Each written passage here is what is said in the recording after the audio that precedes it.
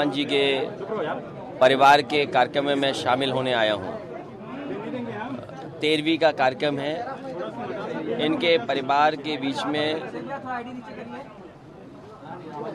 इनके माताजी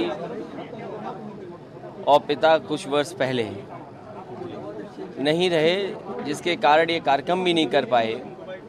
आज इन्होंने इस कार्यक्रम में शामिल होने का मुझे मौका दिया। हम सभी समाजवादी लोग इस कार्यक्रम में शामिल होने आए हैं। सर, आजम खान साहब को कल और राहत मिल गई थी हाईकोर्ट से। उसके बाद उत्तर प्रदेश सरकार ने एक और मुकदमे में फंसा दिया, जिसपे सुप्रीम कोर्ट ने फटकार लगाई और कहा लगातार इस तरह का देखा जा रहा है। 17 को अगली सुनवाई होनी है। मुझे उम्मीद है कि जिस तरीके से माननीय सुप्रीम कोर्ट और हाई कोर्ट में बहस चल रही है, बहस भी पूरी हो चुकी है। बहुत जल्दी आदरणीय आजम खान साहब बाहर आएंगे और सरकार की लगातार ये कोशिश रही है कि उन पर इतना दबाव हो, कानूनी इतना शिकंजा रहे कि वो बाहर ना निकल पाएं। हमें उम्मीद है, समाजवादियों को और पूरी जनता को उम्मीद है कि उनके साथ न्याय होगा। केंद्र सरकार ने टिप्पणी की है कि जिस तरह से सरकार है, केंद्र सुप्रीम कोर्ट ने किया कि देशद्रोह के मुकदमों का दुरुपयोग कर रहे हैं, इस पर समीक्षा करनी चाहिए। ये जब से भारतीय जनता पार्टी की सरकार बनी है, अपने पॉलिटिकल लोग जो उनके खिलाफ हैं, जो पॉलिटिकल लोग हैं, उनके ऊपर इस तरह के मुकदमे लग रहे हैं। मैं बधाई देना चाहता हूं कि ऐसा फैसला आया है कि इस तरह के मुकदमे ना लगें और राजद्रोह जैसे गंभीर मुकदमे जो लगाए जा रहे थे, ये भारतीय जनता पार्टी जब से सरकार में आई है, इस कानून का ज्यादा दुरुपयोग हुआ है। सर, एक सवाल ये है कि प्रधानमंत्री किसान निधि योजना में बड़ा घोटाला उत्तर प्रदेश में हुआ और प्रमुख सचिव ने उसकी जांच के लिए आदेश दिया। मुझे याद है जिस समय किसान निधि का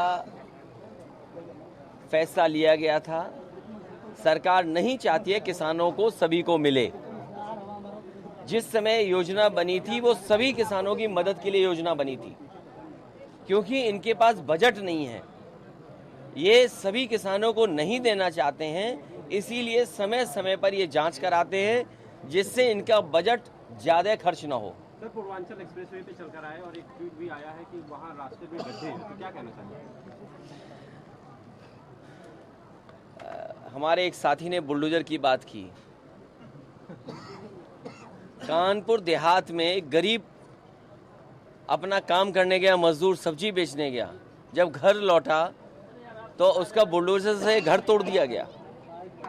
ये सरकार बुलडोजर चला करके डराना चाहती है, और खास करके मुसलमान भाई और खास करके जो उनके दल के नहीं हैं, उनके ऊपर बुलडोजर चल रहा है, चिन्हित करके बुलडोजर चल रहा है। यहाँ पर एक यूनिवर्सिटी है जिसका सम्मान न केवल आजमगढ़ में है, प्रदेश में है, देश में अशरफिया यूनिवर्सिटी का, और इंटरनेशनल यूनिवर्सिटी है जिसकी पहचान एक अलग है। कब की बाउंड्री बनी हुई, कब का जगह बनी उनके हाथ में, उनके यूनिवर्सिटी में शामिल थी, लेकिन आज बुलडोजर लेकर के चली गई। सरकार ये क्यों भूल जाती है कि देश कानून से चलना चाहिए, संविधान से चलना चाहिए। और ये अगर बुलडोजर चलने लगेगा तो सबसे ज्यादा गैर कानूनी अगर घर किसी के बने हैं तो भारतीय जनता पार्टी के बने हैं। मैंने अभी पास करा करके घर किसी के बने हैं तो भारतीय जनता पार्टी के लोगों के बने हैं। क्या भारतीय जनता पार्टी अपने घरों पर बुलडोजर चलवाएगी? एक थाने में एक बेटी के साथ बलात्कार हो गया, क्या थाने में बुलडोजर चलेगा? गठबंधन को लेकर काफी चर्चा है। ओम प्रकाश जी का माना जा रहा है कि बीजेपी के संपर्क में है, कई बार ऐसी चर्चा। देखिए, ये चैनल की चर्चाएं हैं। चैनल पे क्योंकि सरकार की चर्चा नहीं करनी है उन्हें, इसलिए ये चर्चा विपक्ष के लोगों पे चलती है। जहां ओम प्रकाश राजभर जी का सवाल है, कल बताओ उनके खिलाफ नारे लगाए कि नहीं लगाए? ये पॉलिटिकल लीडर्स को इस तरह कर घेरेंगे आप, पॉलिटिकल लीडर्स को किसी घर में नहीं जाने देंगे आप, किसी कार्यक्रम में शामिल नहीं होने देंगे, तो फिर लोकतंत्र कहाँ बचा? और हम तो ये सरकार से कहते हैं इतनी गरीबी, बेरोजगारी, महंगाई बढ़ी है, क्या गरीबी, बेरोजगारी, महंगाई पे बहस नहीं होनी चाहिए? और आज अगर राशन हटा लो, क्या अपने देश की हालत श्रीलंका जैसी नहीं है? अगर आज राशन हटा ले, सरकार जिस दिन राशन हटा लेगी, हो सकता है भारत की भी स्थिति वही हो जो श्रीलंका की है। ये लोग वो कहते थे कि हमारे रुपया ताकतवर बनेगा, आज रुपया कहाँ पहुँच गया? क्या इस बात की चर्चा नहीं होनी चाहिए? हर नौजवान पढ़ लिख कर के भी नौकरी नहीं पा रहा है, रोजगार नहीं पा रहा है। पिछला जो 5 करोड़ का MOU किया था सरकार ने, ज़मीन पर कुछ नहीं उतरा, नौकरी रोजगार नहीं।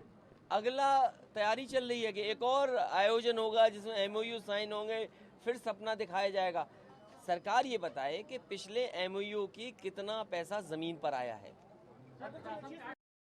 कि अभी एक साथी ने कहा कि किसानों की सम्मान निधि को लेकर के घोटाला की जांच चल रही है। ये जानबूझ करके सरकार पर बजट नहीं है, पैसा नहीं है, किसानों को नहीं देना चाहते हैं। और इसी तरीके से राशन के ये तरीका ढूंढ रहे हैं कि राशन गरीबों का कैसे बंद किया जाए। ये पूर्वांचल एक्सप्रेस वे को इन्होंने खराब कर दिया। मैंने कई बार कहा और फिर कहता हूँ, आप बीजेपी से कैसे उम्मीद कर सकते हो अच्छे एक्सप्रेस बनाने की? ये पूर्वांचल एक्सप्रेस वे देश का सबसे अच्छा एक्सप्रेस वे होता, सबसे अच्छी राइडिंग क्वालिटी होती। इन्होंने सेफ्टी और सिक्योरिटी के साथ खिलवाड़ की है। सेफ्टी इसलिए क्योंकि जो मीडियन होता है, जो डिवाइडर होना था, वो 12 से लेकर 14 मीटर का होना चाहिए था। पता नहीं किस चिट्ठी से, किस पत्र से इन्होंने उसका डिवाइडर कम कर दिया। और जो राइडिंग क्वालिटी है, बताइए, अभी काम चलने लगा सड़क पर। अगर आप भूल जाएं कि आप पूर्वांचल एक्सप्रेस में और आपको याद रहे कि आप आगरा लखनऊ एक्सप्रेस वे में हैं, तो हो सकता है आपकी कमर या सर गाड़ी से टकरा जाए, छत से टकरा जाए।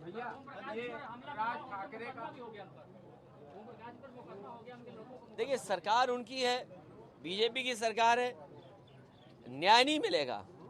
जो न्याय मांगने जाएगा उस पर बुलडोजर चलेगा। आपको कानपुर देहात की खबर सोचिए आप कि मजदूर अपने घर से काम करने के लिए, सब्जी बेचने के लिए बाजार गया, लौट के आया तो बुलडोजर चल गया उसके घर पे। मैं आजमगढ़ की जनता से अपील करूंगा और कहूंगा भी कि समाजवादियों को हमेशा आपने सेवा करने का मौका दिया है। हमारी पार्टी बैठ करके तय करेगी कि कौन चुनाव लड़ेगा।